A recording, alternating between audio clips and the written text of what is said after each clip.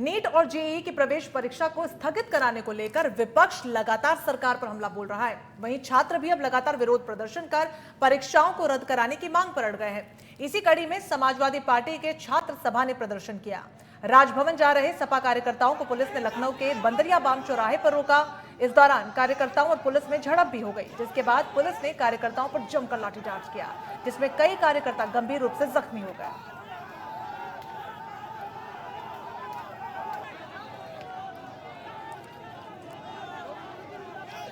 तस्वीरें आपको लखनऊ से दिखा रहे हैं, जहां पर नीट और जेईई की परीक्षा के बीच छात्रों और पुलिस वालों के बीच जमकर प्रदर्शन देखने को मिला, झड़प देखने को मिली। महिलाएं भी इसका हिस्सा रही। राजभवन के सामने समाजवादी पार्टी के ये तमाम कार्यकर्ता जो छात्रों के पक्ष में उतरे थे। हालांकि एक विवाद लगातार देश भर में परीक्षाओं को स्थगित कराने को लेकर देखा जा रहा है। बहुत बड़ा तबका छात्रों का भी ऐसा जो लगातार इन परीक्षाओं को न करवाने की मांग पर अड़ा हुआ है। ऐसे में विपक्षी एकजुट होकर केंद्र सरकार को घेरने की कोशिश में मोदी सरकार पर कई गंभीर आरोप लगाए गए। साथ ही साथ छात्रों के भविष्य, सुरक्षा और स्वास्थ्य के साथ खिलवाड़ के भी गंभीर आरोप लगाए गए। उसी कड़ी में बड़ी तस्वीरें लखनऊ से आपको दिखा रहे हैं, जहां पर समाजवादी पार्टी के कार्यकर्ताओं ने नीट और जेईई की परीक्षा के विरोध में जमकर प्रदर्शन किया। श्वेता गर्ग सहयोगी हमारे साथ जुड़ गई है ज्यादा अपडेट्स के लिए लखनऊ से। श्वेता, तस्वीरें बड़ी सामने आ रही हैं, एक और प्रदर्शन, एक और झड़प, क्या कुछ अपडेट्स है? जी रंजना जी, मैं आपको बताना चाहूंगी कि ये जो प्रदर्शन लगातार चल रहे हैं, जिसमें सपा है, कांग्रेस है, जेवाईएस है, आम आदमी पार्टी है, तो ये लोग लगातार जो नीट और जेईई के एग्जाम है उसको रोकवाने के लिए लगातार प्रदर्शन करते जा रहे हैं।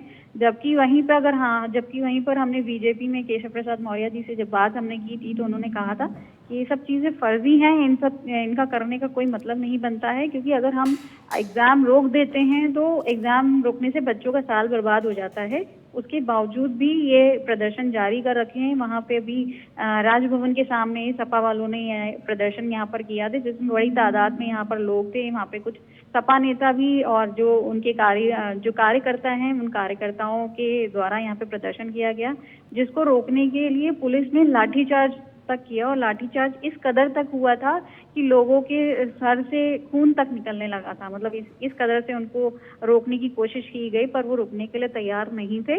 उसके बाद भी ये लाठीचार्ज करने के बाद उनको लगभग सभी को अरेस्ट करके, तकरीबन 2 बसें वहां पर आई थी, उन 2 बसों में अरेस्ट करके उनको ले जाया गया है।